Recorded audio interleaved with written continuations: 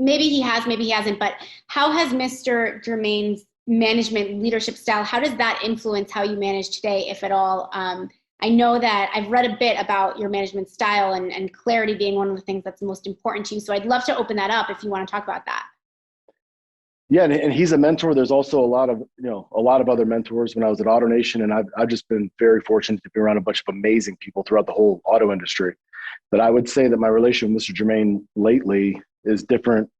Before, he was more hands-on, and he was more, keeping me within the bumpers and trying to, keep me on a pretty tight leash, which was a pretty good call back then in my 20s because I needed it.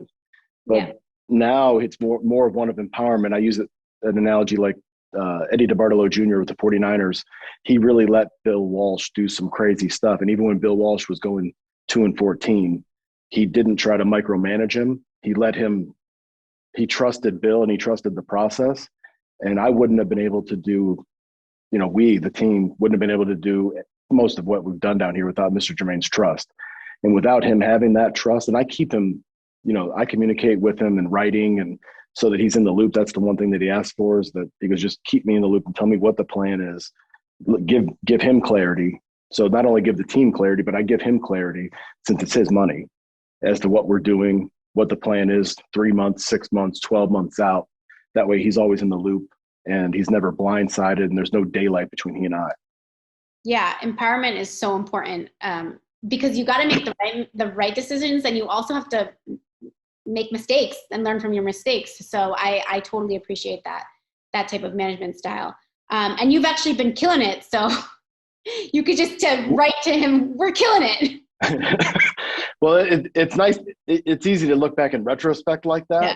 But I will say in 2017 and 2018, we weren't. Mm-hmm. And it's kind of like the analogy I use is it's like a bone that was broken that needed to be reset. And if it's not set correctly, the doctor has to re-break it. And the re-break is always significantly more painful because it's intentional. It's coming. And then to heal again, nobody wants to go through the re-break, which I think is the biggest problem with digital transformation, is that the bone it's not broken, but it's not maybe set perfectly.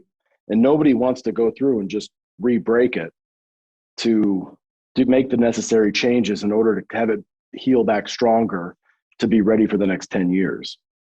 I love that. So can you tell us a little bit about that process, how you got out of that and what really made your dealership become successful?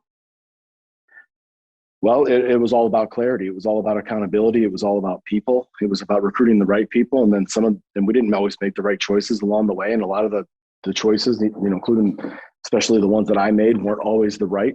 But no matter what, we're going to be going forward. We're not going to slow down. We're not going to be indecisive.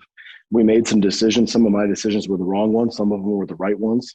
Thankfully, more right than wrong. Even when, from their perspective, it's absolutely crazy because they've never seen it and it doesn't make sense, is to be able to take that vision and translate it into reality. And if you think about Walt Disney, when he bought all that swampland in Orlando, he's painting a picture of a castle and what this is going to be. And they're going to come in on a ferry boat and everybody's looking at 3 feet of swamp water, across 43,000 acres. It's tough. You have to have a certain way to get everybody to visualize that and have them, join you on that journey.